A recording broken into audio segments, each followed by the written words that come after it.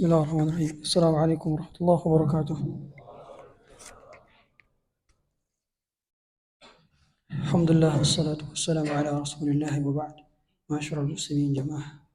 Salatu syai'an rahmati Allah Subhanahu wa taala. Lanjutkan pembahasan kemarin berkenaan dengan 7 golongan yang akan dinaungi oleh arsy Allah di hari di mana tidak ada naungan kecuali naungan Allah.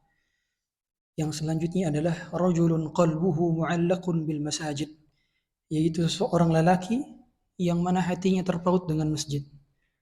Kata para ulama di sini maknanya adalah berarti lelaki yang disebutkan di sini aktivitas mayoritasnya bukan dilakukan di masjid.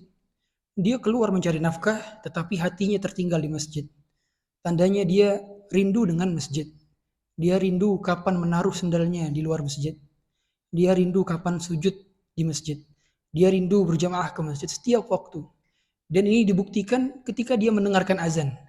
Kalau dia mendengarkan azan dan dia merasa senang dengan dengar azan tersebut, alhamdulillah sudah waktu salat.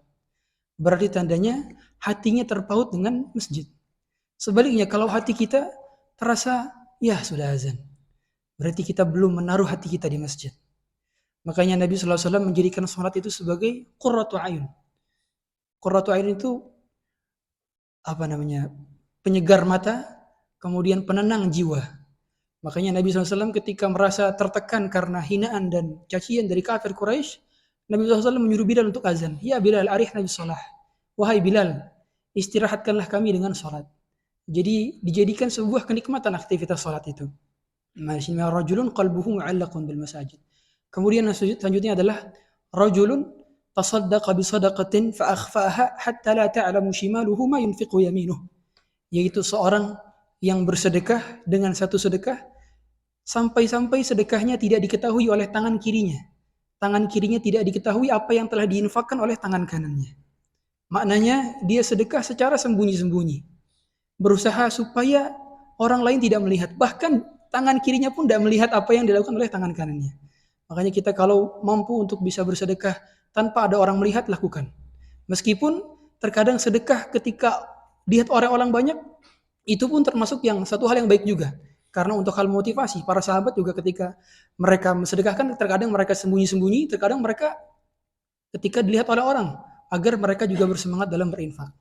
Kemudian yang terakhir adalah rajulun dzakarallaha khaliyan fafadat ainah, yaitu seseorang yang mengingat Allah tatkala sendirian dan berjatuhanlah air matanya.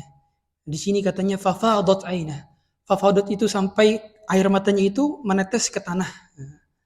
Nah, ini juga disenangi oleh Allah Subhanahu wa taala ketika kita mengingat dosa-dosa kita. Bagaimana kita bisa nangis mengingat dosa-dosa? Kata para ulama, kuncinya kita bisa menjaga agar terhindar dari dosa-dosa kecil. Nah, kalau kita lihat aurat wanita di handphone kita, segera langsung alihkan. Ucap istighfar. Kalau kita sudah bisa menjaga kita dari dosa-dosa kecil, insya Allah kita akan mudah menangis ketika kita melakukan dosa. Apalagi kalau perbanyak istighfar.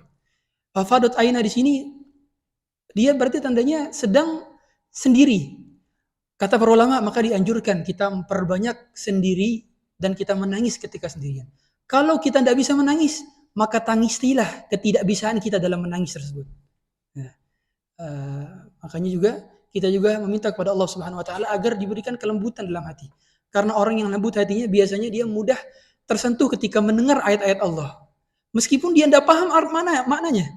Nah, makanya kadang-kadang kalau misalkan ada kita lihat di mana di Saudi sana, orang di belakang imam itu nangis-nangis. Padahal mungkin belum ngerti bacaan imam itu apa.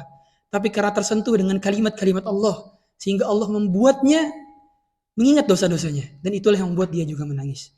Dan inilah golongan yang akan dinaungi Allah Subhanahu wa taala. Semoga kita masuk ke dalam golongan-golongan ini semua. Subhanakallah bihamdik, syukur la ilaha illa anta.